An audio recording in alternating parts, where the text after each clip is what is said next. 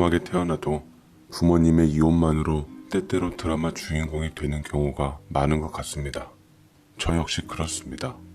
그 중에서도 저는 뭐랄까 독특한 편입니다. 수많은 이혼 가정 자녀 중에서도 여지껏 저와 같은 상황인 사람은 제가 본 적이 없습니다.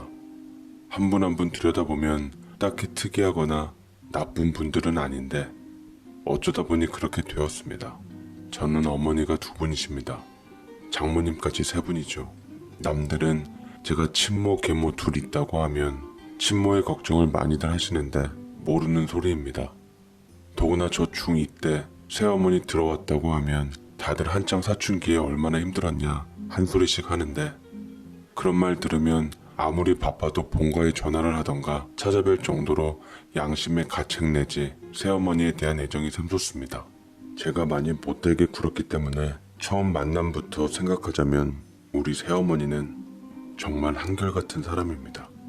배움 짧은 무지랭이라며 친어머니는 새어머니를 무시하지만 저에겐 친모 100배의 의미를 가지신 분이죠.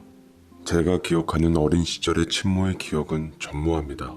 저 낳고 바로 헤어지셨다는데 아버지는 이에 대한 별다른 설명 없이 그저 그렇게 됐다는 말씀뿐으로 작은 회사 운영하셔서 바쁘시지만 나름 제게 신경 써주셨고 고모들이 학예회나 운동회 날 저를 들여다봐 주시며 딱히 아쉬움은 없었습니다. 친구들도 누가 부모가 있네 없네 신경 쓰질 않아서 잘 못 느꼈는데 문제는 고학년이 되면서 도시락을 챙겨야 하는 것 그것에서 어머니의 존재 유머가 한눈에 들어왔습니다. 지금이야 급식한다지만 제가 학교 다닐 때는 그런 생각조차 못했던 시대였죠. 아무리 열심히 차린다 해도 아버지 솜씨로는 한계가 있고 바쁜 아침에 도시락 싸주실 만큼 한가한 분도 아니라 매점 라면으로 때우는 게 일상이었는데 한편으론 편하기도 했습니다. 이 역시 속모르는 친구들은 귀족이냐며 부러워했는데 남자들은 하여간 여자보다 둔하고 뭉툭해서 단지 그걸로 끝이지 엄마가 있네 없네 번지지 않아서 다행이었지만 집에 입주하는 가정부가 차려주지 않는 한 제게 점심에 먹을 도시락 챙겨가기는 최고의 호사로 오히려 제겐 녀석들이 부러운 놈들이었습니다. 새어머니는 저 중2 때 보따리 하나와 함께 들어오셨는데 제가 큰 결례를 많이도 했습니다. 왠지 모를 반항심이나 친모에 대한 의리 그런 것과는 상관없이 행색이 안 그래도 한창 사춘기였던 제게 거슬리는 것이 너무나 많았습니다. 새어머니는 한쪽 뺨이 곰보처럼 유난히 요철이 심했고 젊지도 늙지도 않은 나이로 보였는데 아버지가 특별히 모신 분이니 잘하라는 소리에 속으로 콧방귀가 나왔습니다. 너가 동이구나. 난 복희야. 신복희. 사장님 얘기 많이 들었어. 내가 맛있는 거 많이 해줄게. 잘 부탁한대. 라는 상냥한 새어머니의 인사에 제가 맨 처음으로 한 말은 지금 생각해도 너무 부끄럽습니다. 와, 나 아줌마 진짜 못생겼네요. 와, 이렇게 생기기도 힘든데 라며 아버지를 원망하는 듯이 봤던 것 같습니다. 네, 새어머니는 처음 입주 가정부로 제게 소개되었습니다. 사실 뺨이 곰보인 것보다도 전체적으로 촌스러운 데다 못생겨서 한창 여자 얼굴 따지고 스타일 따지던 제 눈과 마음에 차지 않았습니다. 아버지는 당황하시면서 성인한 얼굴로 버릇없는 저를 쳐다보셨는데 아주머니는 제 못된 말에도 익숙하다는 듯 태연하게 대꾸를 했습니다. 어? 아, 내가 얼굴 이쁘다는 소리 한 번도 못 들어봤다 아이가. 그런데 네 얼굴처럼 정갈한 얼굴도 없으니까 정 붙여봐라. 나도 우리 희야 이쁘게 보며 잘해주고니 열심히 해볼 테니까 잘 지내보자. 어른스러운 그 말에 왠지 부끄러워져 문을 꽝 닫고 방으로 들어간 저는 아니, 희야는 또 뭐야? 아버지가 이제 입주 가정부 드리기로 하신 건가? 저 못생긴 아줌마 쫓아버리고 다음엔 예쁜 누나 들어오게 해야지 라는 못된 생각을 했습니다. 친구라도 집에 오면 저 못생긴 아줌마 때문에 제가 놀림 당할 것 같고 저는 당시 여자는 무조건 예뻐야 한다는 식이라 영 마음에 안 들었습니다. 주는 밥 내가 먹나 봐라. 주방에서 분주한 저녁 준비하는 소리에 저는 가정부 쫓아낼 저만의 작전을 세우고 있었습니다. 작전이라 봐야 별것도 없습니다. 한 입 먹고 티나게 젓가락을 내려놓고 그냥 방으로 들어가기였죠 뭐. 그러나 보무도 당당하게 쓸모없는 가정부라는 인식을 심어주기 위한 제 계획은 보기 좋게 실패했습니다. 한 입 먹고 젓가락을 탁 실망스럽게 놔야 하는데 입안에 들어온 이 멸치볶음이 어찌나 고소하고 짭짤달달하게 혀에 착 감기는지 그만 저는 한 점을 더 집어먹고 만 것이었죠. 제가 평상시에 멸치를 좋아하지 않아 선택한 건데 망했습니다. 멸치에다 무슨 짓을 했기에 비린내 하나 없이 아삭하기까지 한 것인지 젓가락이 안 놓아지더라고요. 결국 저는 평소에 거들떠도 안 보던 나물을 집었습니다. 치사하지만 젓가락을 놓을 수 있는 가장 빠르고 정확한 방법이었는데 저는 이것도 실패해버렸습니다. 아니 무슨 콩나물이 이렇게 한 줄기 한 줄기 뽀득뽀득하게 씹히는지 어쩐지 드라마 보면 배우들이 콩나물만 집어 먹더라니.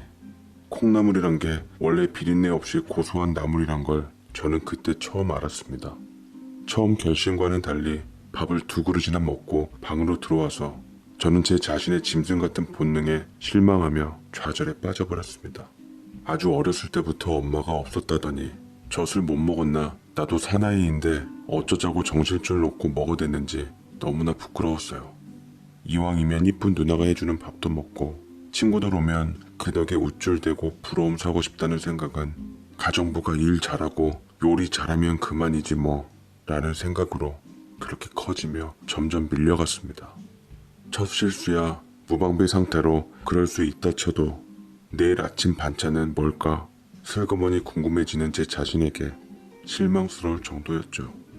다음날 아침밥은 원래 안 먹는다는 말에 잔뜩 실망하는 모습에 자존심은 조금 만회했는데 종종거리며 가져오는 큼지막한 도시락에 고민이 되었습니다.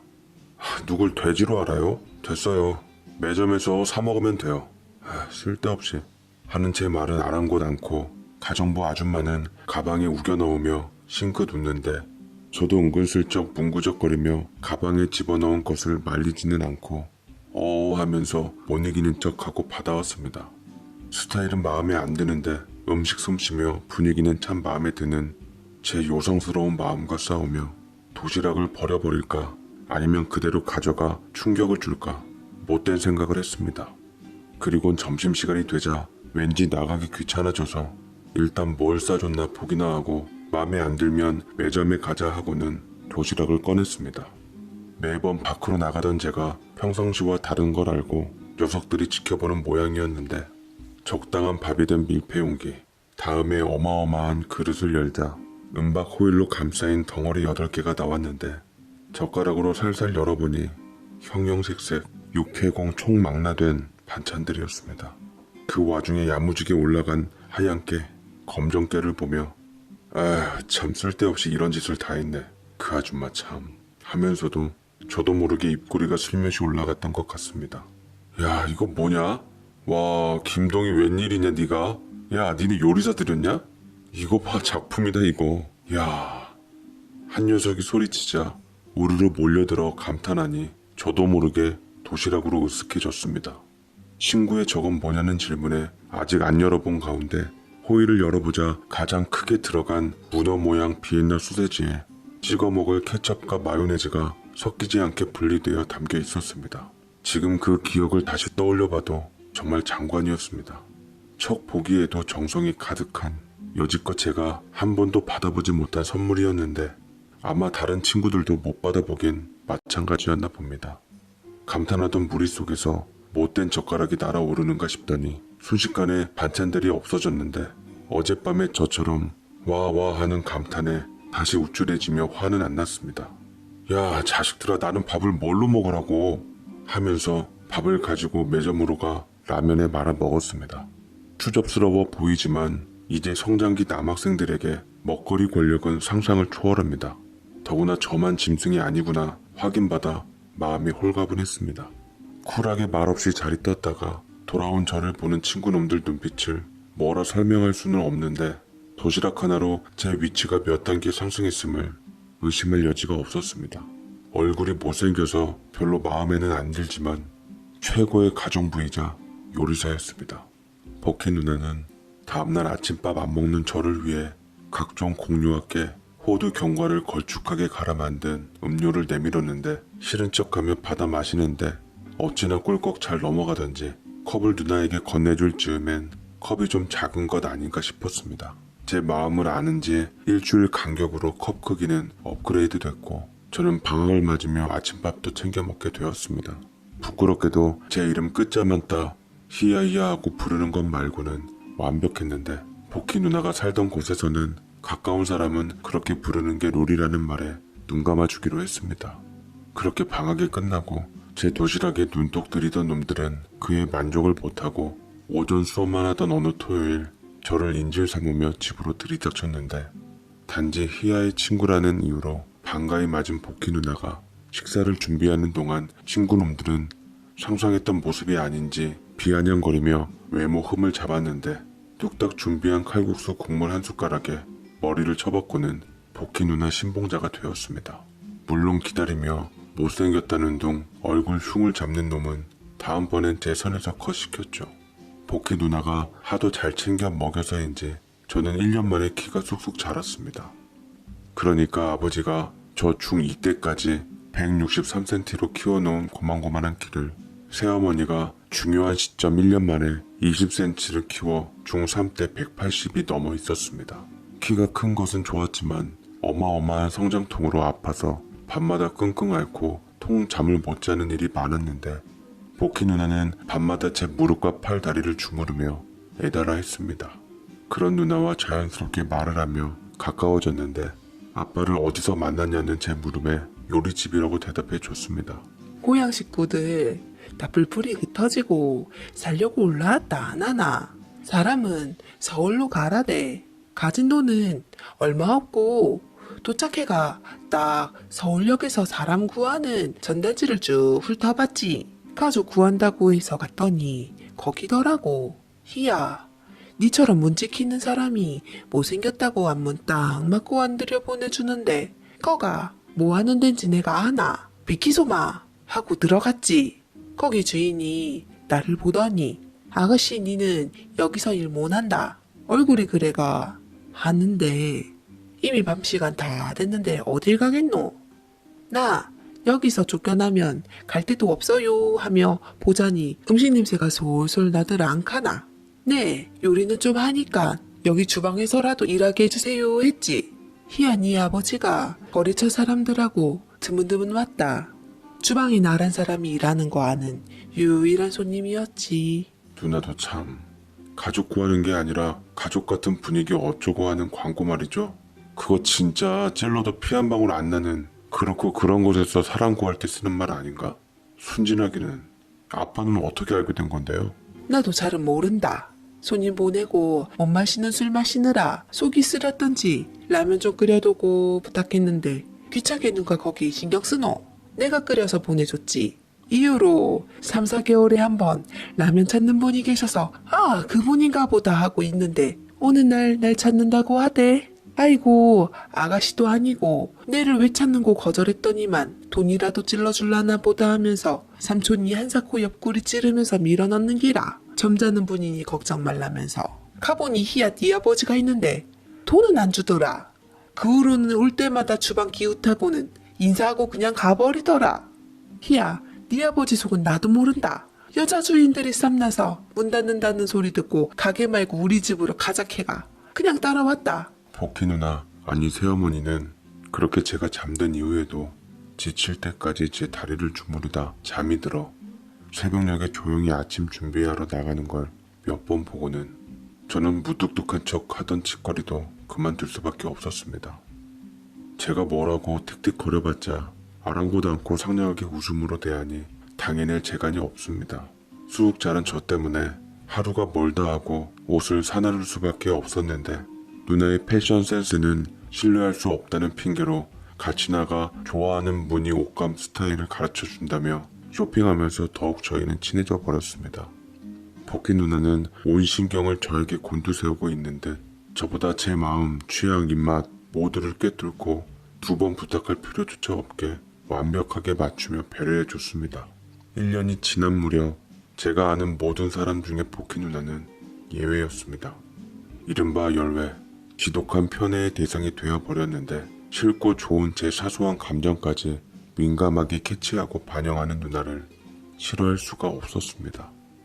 제가 그리는 모든 여성상의 이상형이자 프리마돈나로 저는 여자 얼굴 200% 보는 철부지에서 한 20% 정도만 보는 남자가 되어 있었죠. 처음 제게 했던 말대로 누나처럼 정가는 얼굴도 없었습니다. 아름다움을 초월한 사람으로 어린애처럼 복희 누나에게 안겨들면 들수록 포근하고 자애로워 내 어머니도 이런 사람이었겠거니 하는 생각이 들었습니다. 처음에 타박과 달리 뺨에 흉조차 예뻐 보여 제가 여자 얼굴 만진 것은 복희 누나가 처음인데 생각보다 부드러워 놀랐고 그 때문에 그 흉이 더욱 안쓰러웠습니다. 35이라는 복희 누나는 당시 이미 홍기를 놓친 상태로 누나를 누구에게 뺏길 거라면 그냥 우리 집에서 나랑 살게 아버지와 결혼해도 상관없다 싶은 생각도 들었습니다. 1년이 지날 즈음엔 이미 우린 누가 봐도 가족이었습니다. 아버지와 주고받는 눈빛이 좀 오묘하다 싶은 데다 점심에 식사하러 종종 들리시기도 한 것을 정황으로 듣고 보면서 만약 아버지가 재혼하신다면 누나이기를 바랬습니다. 집에 오다 둘이 손잡고 장보는 모습을 보고는 확신에 찼는데 그쯤 고모들이 집에 들러 복희 누나를 힘들게 하는 눈치였습니다.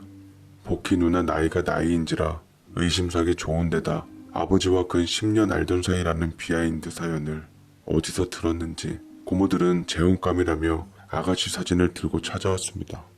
아무리 작지만 기업 운영하는 사람의 안주인 자리란 게 중요하다는 것이었죠. 고모들은 복희 누나에게는 건너 아는 남자가 작지만 내실 있는 기계 설치 사업을 한다며 중국인이 만나보라며 소개시키기 시작했습니다. 나의 프리마돈나라지만 그렇다고 제가 복희 누나와 결혼할 수는 없는 일이어서 애가 탔습니다. 그렇게 고모들의 움직임이 시작되자 제가 영업할 때는 끄떡도 하지 않던 아버지가 고모들을 향해 언성을 높이고 10년을 지켜본 바 두 사람처럼 겸손하고 내실이 있는 사람은 없었다고 못을 박아버렸습니다. 식은 못 올리더라도 때 되면 혼인신고하고 정식 부부가 될 것이며 동의 역시 복희 아닌 새엄마는 없을 것임을 안다고 선언한 것이죠. 제 인생의 아버지가 여지껏 그렇게 언성을 높인 일은 없으셨습니다. 고모들은 깨갱하며 몸을 사렸고 이제 그 누구에게도 복희 누나를 안 빼앗긴다는 사실에 기뻤습니다. 영원한 나의 편, 내가 꿈꾸고 상상하던 엄마의 이미지를 모두 담은 복희 누나는 그렇게 새엄마가 되었습니다. 그런데 중3 때 하교하는데 애들이 누가 저를 찾으니 얼른 가보라고 하는 겁니다. 어느 한 남자가 혹시 김동희? 하고 아이들 사이에서 물음을 반복하고 있었고 애들이 저를 가리키자 검정색 윤이 반짝반짝 나는 대형 자동차 앞으로 이끌고는 밖에서 뒷좌석 유리창을 두드리니 한 아주머니가 유리창을 쭉 내리는데 좋게 말하면 귀부인 같고 세속적으로 말하자면 돈 냄새가 잘잘 났습니다. 네가 김동이니? 어머, 키 큰 것 봐라. 지 아빠 닮았으면 이 정도는 아닐 텐데 의외로 제법 잘 컸네? 우리 처음 보지? 엄마다. 너 낳아준 엄마. 어디 좀 가서 얘기하자. 김동희, 타. 참으로 무미건조한 친모와의 상봉이었습니다. 친모는 반기는 기색 하나 없이 창을 올렸고 문을 열어주지는 않아 제 손으로 묵직한 문 손잡이를 잡으면서 기분이 참 더러웠습니다. 얼떨결에 차에 타면서도 납치당하는 것 아닌가 싶었지만 우리 집보다 10배는 많아 보이는 행색에 안심하고 동행했습니다. 늘 생각했습니다. 저는 늘 상상해왔죠. 내 친엄마가 엄청나게 부자인데도 나를 못 잊고 죽어도 내 새끼 동희가 눈에 밟혀 못 살겠다. 이제라도 동희랑 살겠다며 얼마면 되겠냐며 이까짓 돈 키워준 값이다라며 뿌리고 제 손을 잡고 도망가는 상상 말입니다. 저는 단 한 번도 이렇게 영어학원 끝나고 다음 수학학원에 떨궈주러 가는 것 같은 이따위 심드렁한 첫 만남은 상상도 안 했습니다. 차 안에서도 바로 옆에 있는 저에게 시선도 주지 않는 차가운 여자가 제 친모라니 믿겨지지 않았습니다. 매일매일 10년 만에 보는 사람처럼 웃는 얼굴로 나를 반기는 복희 누나에게 익숙했던 저는 이런 남의 자식 보듯 덤덤한 친모라는 사람에게 보자마자 거부감이 생겼습니다. 친모는 자리를 옮겨서도 마치 소 육질 등급 먹이듯 날카로운 눈으로 저를 요목조목 뜯어봤는데 그 차가운 눈길 말 한마디 콕콕 가슴에 박혔습니다. 웬일로 키가 훤칠한가 했더니 안짱다리인가? 예, 그건 미리 교정해야 된다. 더 커서 교정하려면 힘들어져. 효과도 없고. 김동희, 새겨들어. 공부는 얼마나 하니? 몇 등? 아니, 전교에서 말이야. 네 아빠가 성적은 영 신경을 안 쓰니? 한심하네. 내 머리 닮았으면 기본 상위권일 텐데. 내가 재혼해서 낳은 아들은 하버드 목표로 하고 있어. 그 얘기 뒤지지 않으려면 김동희, 너도 분발하고 네 아빠처럼 현실에 안주하지 말고 물불 가리지 말고 쟁취해. 이름 대니 저마다 아는 척하는 거 보니 루저는 아닌 것 같고. 아니 김동희, 상대가 말할 때는 얼굴을 응시하고 눈을 똑바로 봐. 애티튜드가 영 자신감이 없어 보여. 너는 낳아준 놈만 보고 싶지 않았니? 궁금했을 텐데 언제 다시 볼 줄 알고 얘가 이렇게 여유를 부려? 말 한마디 한마디가 뾰족하고 날이 서 있어 아버지와 안 좋게 헤어진 것이 아닌가 생각이 되었습니다. 물론 제가 아는 아버지는 그럴 리 없지만 혹시 몰라 여쭈어 보았습니다. 이 혼란스러운 장장 15년 만에 만나는 친아들인 나를 대하는 태도에 대한 이유가 그 안에 있을 것 같았기 때문이었는데 대답을 들은 저는 그저 집에 가 새엄마를 보고 싶은 마음뿐이었습니다. 안 좋게 헤어져? 그런 것 없어. 난 단지 네 아빠처럼 야망 없이 소소한 행복이니 뭐니 하며 못 살아. 뒷받침 든든한 친정 놔두고 곧 죽어도 구멍가게 있겠다는데 왜 서로 다른 꿈 꾸며 살겠어. 그래서 내가 이혼하자고 했지. 난 루저는 필요 없거든. 네 아빠 재혼한다는 여자 순무지렁이에 무식한 여자라며. 봐라, 그런 이혼당하지. 그런데 김동희, 너는 엄마 보고도 반가워하는 기색이 없다. 왜? 네 아빠가 나 죽었다고 하디? 안 믿겨? 엄마야, 친엄마. 좀 지켜보자. 지원이 필요하면 해줄 수도 있고 내가. 어머니 말씀은 그러니까 저를 아버지에게 던져주고 나가신 것이 어머니 자의였다는 것이죠? 아빠 탓이 아니고요. 알겠어요. 듣던 중 반가운 소리네요. 말씀대로 엄마는 우리 신복희 여사님이 배움은 짧으신데요. 그를 상쇄하는 매력이 아주 많으세요. 제가 아주 홀딱 반해서요. 아빠가 엄마랑 결혼 안 했으면 저라도 하려고 했어요. 정말로 놓치기 아까운 여자거든요. 어머니가 그렇게 흉보실 정도로 무식한 분 아니니까 말 함부로 안 하셨으면 좋겠네요. 그리고 생각해 주셔서 감사합니다만 안짱다리요? 어머니는 재혼해서 목각인형 낳으셨나봐요. 제가 팔다리 길쭉하고 쭉 곧아서 별명이 독일 병정이에요. 여기서 더 반듯하면 피노키오지. 그게 사람이에요? 저를 낳아준 어머니가 유명 여대 퀸이란 소리만 해주셨거든요. 아빠는. 제가 상상하던 이미지와 너무 달라서 지금 충격받아서 친모 만나 얼른 집에 가서 확인 좀 해봐야겠어요. 만약에 맞다면요. 아빠랑 이혼해 주셔서 감사합니다. 이만 가보겠습니다. 안녕히 계세요. 친어머니가 어머머하며 앙칼지게 저를 부르는 소리가 들렸지만 뒤돌아 나와 바로 택시를 잡아 탔습니다. 이 더러운 기분을 선물해준 친모에게 상처받은 마음을 빨리 집에 가 엄마에게 정화받고 싶었습니다. 혹시라도 그들에게 잡힐까봐 택시를 탄 것인데 신호등이 걸려있는 중에 친모가 탄 차가 서더니 그 차의 운전사가 택시 기사님에게 유리창을 내리라는 수신호를 하더니만 손가락으로 뒤에 앉아있는 저를 가리키고는 10,000원짜리 몇 장을 택시 안으로 뿌리고는 창문을 올렸습니다.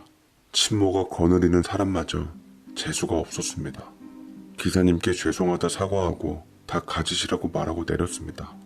집에 가 엄마가 반기시는 모습을 보자 비로소 안정감이 들며 숨이 쉬어졌습니다.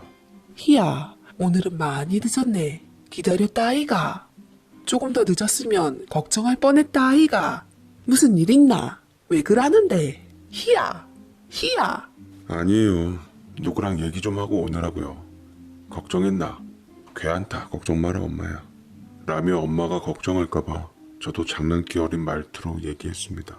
역시 낌새를 채셨는지 아버지가 노크하고 기색을 살피러 오셔서 숨김없이 토해내듯 다 말해버렸습니다. 중3인 제가 혼자 감당하기엔 버겁기도 한데다 나 낳아줬다는 친모랍시고 만나 실컷 쥐어뜯긴 저는 왜 아버지가 그토록 친모에 대한 이야기를 함구했는지 그제야 조금 알 것도 같았지만 확인하고 싶었습니다. 그리고 따지고도 싶었습니다. 아빠, 나 친엄마란 사람 만났어요. 근데 아빠가 이혼당했어요. 그러니까 아빠가 다 한 거였어요. 저 떠맡고요. 진짜 난 그동안 아빠가 뭔가를 잘못했겠거니 했어요. 고모들이나 누가 대단히 시집살이 시키고 뭔가 잘못했겠지. 그래서 친엄마가 저 빼앗기고 쫓겨난 줄 알았어요. 난 다른 애들 엄마 보면서 부러운 마음이 들수록 한편으로는 아빠 원망도 했거든요. 남들 집 다 그런 식이니까 다들 아빠가 바람피고 폭력 쓰고 뭐 그래서 그렇잖아. 그런데 엄마는 도움 안 받고 아빠 작은 회사 기업 있는다고 헤어졌다면서요. 사실이에요? 저한테 왜 숨겼어요? 그런 얘기? 저는 얼마나 친모 상상하면서 그리워했는 줄 알아요? 저 지금 내 눈과 귀를 파버리고 싶어요. 왜 결혼했어요? 여대 퀸 좋아하네. 왜 좋은 얘기만 해서 저를 우습게 만들어요? 네 친엄마가 그러대? 별소리를 다 하네 그 사람. 뭐 좋은 이야기라고 그런 소리를 널 붙들고 해? 내가 혼자 뒤집어 쓰는 게 낫지. 그 사람 있는 집안에서 귀하게 자라. 욕심도 많고 지기 싫어해. 모난 구석에 있는 줄은 알았지만 그렇게 고집이 셀 줄 몰랐고 할아버지가 나름 정성 다해 키우고 우리 형제자매 벌어먹이고 산 기업인데 쉽게 접어지니 그걸 이해 못했고 그냥 좋은 사람 찾아가라 이혼해줬다. 그래 그 사람 말대로 차인 거면 차인 거겠지만 애들 싸움도 아니고 딸린 애가 있는데 내가 이혼 당했니 시켰니 중요한 건 아니다. 그래서 널 만나서 뭐라고 하디? 너랑 같이 살고 싶기라도 하대? 같이 살기는요. 온갖 흠 다 잡고는 우리 복희 여사 무식쟁이라고 흉보다니 아빠랑 천생연분이라는데요. 아버지는 잠시 초조한 표정이셨다가 제 말에 너토로숨을 보이시며 안심한 기색이셨습니다. 하여간 그 여자도 여전하나 보다. 아니 너 15년 만에 보면서 그 말이 전부야? 상처받지 마라. 원래 그런 사람이다. 그나저나 엄마가 너 무슨 일 있나 들어가 보래서 들어왔다. 뭐 먹고 싶냐고 묻는데 얼른 지워버리고 밥 먹으러 나와라. 예, 그럴게요. 저도 기분 더러워서 지우고 싶어요. 한 10분 만났는데 가슴이 답답해지는 것이 와 진짜 친어머니 맞나? 무슨 원수 어머니도 그보단 낫겠다 싶었어요. 아 그리고 아빠 저 달걀찜요. 엄마가 해준 달걀찜 먹고 싶어요. 얼른 정리하고 나갈게요. 그렇게 짧은 만남 이후 친어머니와는 연락이 끊겼고 저 역시 찾고 싶지도 궁금하지도 않았습니다. 그렇게 시간이 흘러 저는 수학 계열이 좋아 이과를 선택해 화학을 전공했고 대학교 2학년 마치고 군입대를 했습니다. 입대하는 날 엄마가 어찌나 펑펑 우시던지 쓰러지실까 훈련소 들어가는 발길이 안 떨어질 정도였습니다. 엄마 아프면 나 탈영해서라도 달려갈 거야. 그러니까 아들 탈영병 만들지 않으려면 건강히 잘 버티고 있어야 돼요. 알았죠? 오야 희야 내가 잘 버티고 있을게. 어디 아프지 말고 사고 없이 열 손가락 열 발가락 어디 하나 다치지 않게 조심히 잘 마치고 오그래. 저는 하늘도 무심하게 철원 3사단 백골부대 전방으로 배치됐는데 이름도 숭악하게 백골부대가 뭐냐며 또 오는 엄마를 내가 백골이 되는 것이 아니라 적을 백골로 만드는 용맹한 부대라며 달래드리고 면회 자주 오시라며 늠름하게 배웅했습니다. 실은 저도 배치 부대에 불만이 많았는데 엄마를 달래드리면서 제 자신이 설득되어 나름 반 포기한 상태로 잘 적응했습니다. 상병단 어느 날 면회 신청자가 있대서 말도 없이 엄마 아빠가 깜짝 방문하신 건가 싶어 한달음에 면회소를 가니 친어머니셨습니다. 진작 알았으면 손 써서 뺄 텐데 이 산골짜기로 오니? 하여간 부모란 것들이 무능하기 짝이 없어들. 김동희? 오랜만이다. 어느 대학인 줄을 알아야 찾지. 찾다 또 군대 갔대서 또 물어물어 찾았다. 미리 연락이라도 주면 좀 좋니? 키운 정은 없대도 낳은 정은 있지 않니? 그거 무시 못하는 거다. 팔다리 쭉쭉 굳은 목각인형 아들은 어쩌고 오셨어요? 어디라고 제가 연락을 해요? 창피하시게. 예, 김동희. 너 말 이쁘게 해. 왜 화났는지도 알겠고 왜 서먹하게 구는지도 아니까 그만하고 제대하고 복학하면 2년 훌쩍 가고 취직해야 하는데 뭐 할 거니? 너도 중학교 다닐 때와는 세상 보는 눈이 달라졌을 거라 믿는다. 김동희, 너 전공이 화학 쪽이라며? 말 들어보니 뭐 그렇게 대단치는 않은 학교더라만 마침 내가 운영하는 회사에 외국계 제약회사 있으니 여기저기 면접 다니며 얼굴 팔지 말고 중간에 자리 대충 낼 테니 차근차근 네가 맡아도 되겠다 싶어서. 없는 것도 아니고 어차피 남 걸리느니 네가 하면 좋지. 네 무지랭이 새엄마나 아빠한테 붙어서 뭘 모르는가 본데 일 맡아서 봐라. 내가 어떤 사람인지. 누가 무지랭이에요? 저 언제 입시 치렀는지도 모르시는 분이. 저 93학번입니다, 어머니. 제가 학력고사 마지막 세대로 저 삐끗하면 다음에는 수능으로 시험 과정이 완전히 바뀌는 시기였단 말이죠. 그때 어디 계셨기에 변변찮은 학교 운운하시는지 모르겠네요. 남일이었죠. 당시 뉴스가 떠들썩했어도 그냥 남일이었을 겁니다. 소중한 목각인형 하버드 공부시키느라 관심 없으셨겠죠. 이해해요. 이해는 하지만요. 제게 이제 와서 친한 척도 마시고요. 친한 척 하시려거들랑 그 시절 제 옆에서 제 수발 다 들어주신 엄마 아빠 흉은 보지 마세요. 전 남 얘기 함부로 하는 사람 취급 안 하거든요. 여전히 곱지 않은 면접관처럼 흠잡으려고 혈안인 듯한 친모의 눈길은 단번에 깨진 유리처럼 날카로워졌습니다. 그러나 웬일인지 한 발 물러서는 듯 미안하다, 몰랐다는 사과 이후 제대 후 학비며 진로까지 자신의 말을 따르면 상상도 못할 인생이 펼쳐질 거라는 유혹을 제게 했는데 뱀처럼 차가웠습니다. 그 달콤한 말에 드는 생각은 오직 왜 이제 와서 저에게 집착하는 것인가로 심히 불쾌했습니다. 친모의 제안은 못 키운 아들에 대한 사랑이나 그리움이 아니라 자신의 금덩이를 맡길 안전한 금고를 찾는 느낌이었습니다. 어쩌죠? 전 중학교 때처럼 여전히 야심 없고 철부지인데요. 그런데 제가 무슨 회사를 맡아요, 제 주제에. 그냥 다니는 거예요. 대졸 명함이라도 한 줄 파려고요. 날라리죠. 복학하면 띵가띵가 놀다가 소설가나 할 거예요. 그러다가 아버지처럼 루저로 작은 회사나 물려받아서 일 잘하는 애들 두고 그거 뜯어먹고 살래요. 제안은 감사합니다. 대단하신 분이 송구하게 저까지 신경 쓰시고 말이죠. 그런데 저는 예전역에 틀렸으니까 다른 데 가서 알아보세요. 안녕히 가세요. 전 엄마인 줄 알고 달려왔는데 어머니일 줄은 몰랐네요. 되게나 충실하세요. 전 개똥밭이 행복하니까요. 왜 저에게 갑자기 신경 쓰는지 모르겠고 재혼에 얻은 아이는 어쩌고 저한테 집착인지 기분이 심히 안 좋았습니다. 여지없이 엄마를 후려치는 것부터 마치 마음에 안 드는 거 억지로 떠맡아 은혜를 베푸는 양 하는 뉘앙스가 너무 모멸스러웠습니다. 기본적인 사랑이란 것도 정이란 것도 없는 듯이 몸이 어떠냐는 안부 한 번 안 묻는 친모는 보면 볼수록 생각하면 생각할수록 거부감이 들어 견딜 수 없을 지경이었습니다. 엄마의 바람대로 손끝 하나 다침 없이 제대한 저는 이를 악물고 친모가 말한 루저들의 자식으로 피나게 공부를 해 다행히 좋게 봐주신 교수님 추천으로 기업체 연구소에서 일하게 되었습니다. 대단한 연구는 아니고 최대한 트러블 나지 않고 피부세포를 보호하기 위한 실험류로 우리 엄마 흉이 조금이라도 나아질까 싶어 미래 재생의학을 연구 중입니다. 줄기세포라고 하죠. 성공만 한다면 피부 재장뿐 아니라 손상된 장기까지 재생시키는 것이 가능하니 수명 연장에 도움을 받을 수 있죠. 각설하고 저에게 그래도 낳아주신 어머니인데 이토록 치를 떠는 이유가 무엇이냐 물으신다면 제가 35세 같은 연구소 직원인 아내와 결혼할 때부터 저주스러운 친모가 본격적으로 사사건건 얼쩡거리고 계시기 때문이라고 답할 수밖에 없습니다.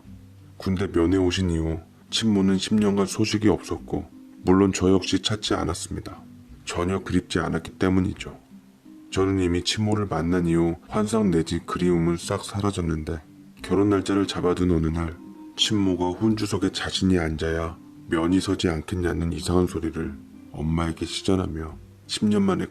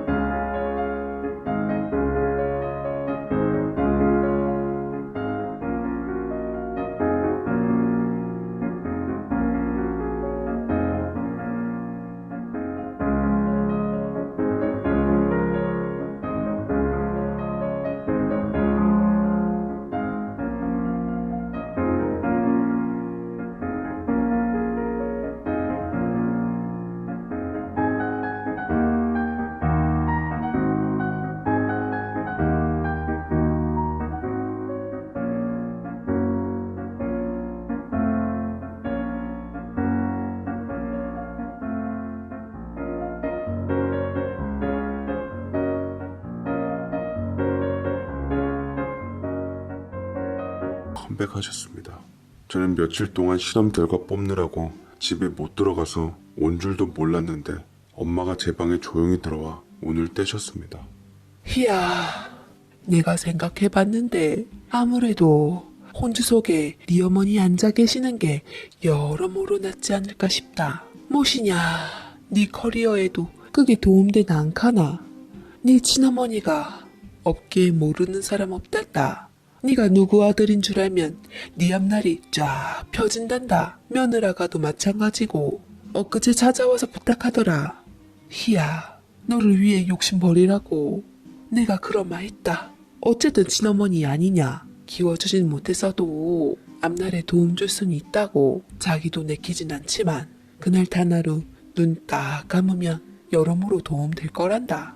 엄마, 그 여자가 그래요? 엄마 대신 자기가 혼주석 안겠다고? 자기가 엄마보다 잘나서 내 인생에 도움될 거라 그래요? 나 영구직이에요. 제 능력 그대로 평가받는 거지 무슨 도움이에요. 엄마 억울하지도 않아요? 나 이만큼 키워놓고 자리 내놓으란 소리 듣는 거? 아빠 어딨어요? 아빠는 뭐래요? 그랬더니 속 터지게 우리 신복희 여사님이 활짝 웃으십니다. 억울할 게 뭐 있어. 희야, 너는 어차피 내 아들인걸. 그게 뺏어진다고 뺏어지나? 아빠한텐 나중에 설득하고 네 친어미가 그러더라. 자기 하루만 배려해주면 유언장에 네 이름 올려주마고. 나나 네 아버지보단 네 친모가 가진 게 많다지? 어릴 적 그 예쁜 모습 못 봐서 그런지 아들이라도 너도 자기도 영 커서 봐서 덤덤하다는데 결혼 혼주석에 앉아 그날만이라도 어미 노릇하게 해주면 자기도 기쁜 마음으로 올려주겠다는 거야. 하루 배려 못하겠어. 희야 위해서라는데. 엄마가 이렇게나 순진하십니다. 그래도 낳아준 엄마가 해 끼치겠냐는데 뭔가 시커먼 속내가 있는 것이 분명합니다. 저는 결혼할 아내에게도 우리 복희 엄마 무시하거나 얕잡아 보면 그날로 끝이라고 말하는 사람입니다. 아내 될 사람도 우리 엄마 좋아하기도 하고요. 하지만 이런 식으로 돈 부채 만들어서 팔랑거리면 당해낼 사람 없습니다. 이게 시작일 겁니다. 저는 생전 처음으로 친어머니를 찾아가기로 했는데 찾을 수가 없었습니다. 일단 회사로 전화 걸어서 비서실로 돌려 이름을 대니 비서실장이 전화를 돌려받고는 시간 잡아주더군요. 회사 출근은 안 하신다며 집으로 찾아뵈라는데 들어가며 보니 낯익은 것이 머리가 허옇고 입술이 파리한 것이 더 나이 들어 보였습니다. 뭐하는 짓입니까? 우리 엄마한테 대체 무슨 소리를 하신 거냐고요? 그 자리가 어떤 자리인데 덜컥 앉겠다는 겁니까? 유언장의 이름이요? 안 받아요. 준대도 안 받아. 내 인생에서 꺼지세요. 하여간 쓸데없는 자격지심은. 김동희, 네가 그런 말 할 정도면 성공한 인생이라는 걸 알고 기뻐해야. 여전히 재수없는 논리에 제가 참지 못하고 말을 잘라버렸습니다. 저는 지금 잘난 사람들과 일하고 있습니다. 제 친모가 인정을 하건 안 하건 그 이전에 저는 지금 대한민국 상위 1%의 브레인들과 일하고 있습니다. 물론 이것은 친모가 말하는 잘난 부류와는 다를 겁니다. 저희는 실험 돌입하면 노숙자보다 밥을 더 못 챙겨 먹으며 잠도 못 자고 죽어라 막노동하고 있거든요. 그에 비해 벌이는 시원찮습니다. 게다가 친가들 끄리끄리한 재벌 없습니다. 그래서 제 친모가 필요한 인생 취급하는 겁니다. 그놈의 돈벌이가 시원치 않다는 이유만으로 말입니다. 아무리 잘난 사람이라도 이런 논리로 저를 재단하는 사람과는 가까이 하고 싶지도 엮이고 싶지 않았습니다. 저기요 윤 회장님, 메이퀸으로 미모 날리시고 준준 재벌에서 피덩이 던져버리고 제가에 준재벌로 신분 상승하신 전설의 회장님, 그렇게 잘나신 분이 고졸 식모 출신 아들 계모 자리가 그렇게 탐나요? 유언장에 내 이름 올려준댔다면서요. 뭐 얼마나 주실 건데요? 한 1조 줄 거예요? 나 그 이하는 취급 안 해요. 고로 어차피 1조 부자 아니면 100억 부자건 1000억 부자건 다 거기서 거기다 이 말이죠. 돈 많으면 뭐예요? 고졸 계모 자리나 탐내면서 뭐가 그렇게 잘났어요? 야, 김동희! 하며 입술이 잔뜩 비틀리며 이를 악물며 이름 한자 한자를 꼭꼭 짚어 외치는 마귀 알몸 갖다지는 친어머니의 표정 변화를 보니 전곡을 찔린 모양이었습니다. 다시는 제 인생에 끼어들지 마세요. 그게 낳기만 하고 못 키운 어머니가 제게 배려하는 거예요. 애초부터 남들과 다르시잖아요. 그러면서 남들 하는 거 하려니 미치는 거지. 있는 자식한테나 잘하세요. 하고 나와 안절부절 어쩔 줄 몰라 하는 비서 아저씨를 불러내 물었습니다. 왜 저러냐고. 하버드 그 애는 어쩌고 왜 내 인생에 끼어드냐고요. 에이, 하버드는요. 도련님은 회장님 고삐 풀리자마자 공부고 뭐고 클럽에서 죽치고 살면서 진작에 정신줄 놨어요. 교통사고로 몇 달 누워있다가 몸 풀러가서 어떤 여자한테 반했다는데 그게 하필 깽단부리 여자애라 둘이 사랑에 도피한다는 소식 이후로 3년째 연락 두절이에요. 저기 제가 아드님께 부탁드릴 말씀은 회장님 파키슨입니다. 조금 지나면 아마도 병원 입원하셔야 할 거예요. 효용 면에서도 첫 아드님에게 투자하시는 것이 낫다 싶으시 어머니는 주변 사람까지도 한결같네요. 효용이요? 루저 남편 버리면서 같이 함께 버리고 간 아들을 이제 와서 찾으며 내가 키운 아들보다 괜찮으니 효용이요? 이런 저도 쓸모 다하면 미련 없이 버리실 텐데 제가 왜 어머니 측의 효용을 따릅니까? 저 사회생활하면서 어머니 같은 분 많이 뵀습니다. 돈을 미끼로 사람 가지고 장난치지 마세요. 내 자식이라서 찾는 거라면 더더욱요. 특히 우리 엄마한테 접근하지 마십시오. 아셨어요? 앞으로 저에 관한 연락은 비서님 선에서 적당히 자르시길 바랍니다. 그리고 저는 집으로 왔습니다. 집에 와서 엄마에게 혼주석 다른 사람이 앉으면 다시는 엄마 보지 않겠다는 단호한 제 말에 엄마는 다시는 그 말씀을 하지 않으셨습니다. 잠잠한가 했던 친어머니는 우리 큰애 낳았을 때 장모님께 접근해 헛바람을 넣었습니다. 비서시켜 선물 공세에 반짝이는 세단 대동에 모시겠다 하니 이 두 모녀가 속닥속닥해서는 저 모르게 친할머니에게 손주 보여준다고 병원에 찾아간 모양인데 VVIP 70평 특실에 간병인 넷의 간호를 받으며 친모가 또 무슨 소리를 했는지 생의 의욕을 잃었습니다.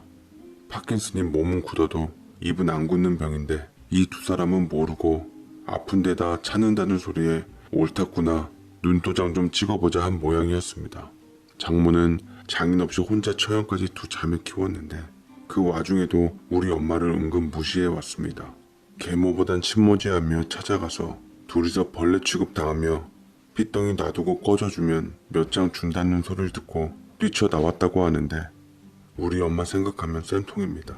누누이 아내에게 내 엄마의 소중함을 말했고 친모가 남다르단 걸 이야기했기 때문에 달래주고 싶지도 않았습니다. 아직도 어머니 비서진이 들락거리며 친어머니 운운하며 저를 찾으면 주변에서 그래도 낳아준 어머니 운운하며 저를 감히 설득하곤 합니다. 하지만 저는 키워준 어머니가 더 소중하고 감사하고 사랑스럽습니다. 배움 짧다고 무시하지만 귀부인처럼 명품으로 휘감은 여대 퀸 출신 친모에겐 없는 사람 냄새가 나기 때문입니다. 1온스에 700만원 하는 친모의 최고급 향수보다 저 좋아하는 누룽지 튀김해 주려고 밥부터 눌러 누룽지 만드는 내 엄마에게선 비교할 수조차 없을 향기로운 향기가 납니다. 요즘 제 생모 같은 사람이 많은지 뉴스가 요란합니다. 친모, 친부 의미도 희미해져 가는 것도 같은데 다들 엄마 찾아뵙고 그 그리운 냄새 한 번씩들 맡아보시길 바랍니다. 제 사연 읽어주셔서 감사드립니다.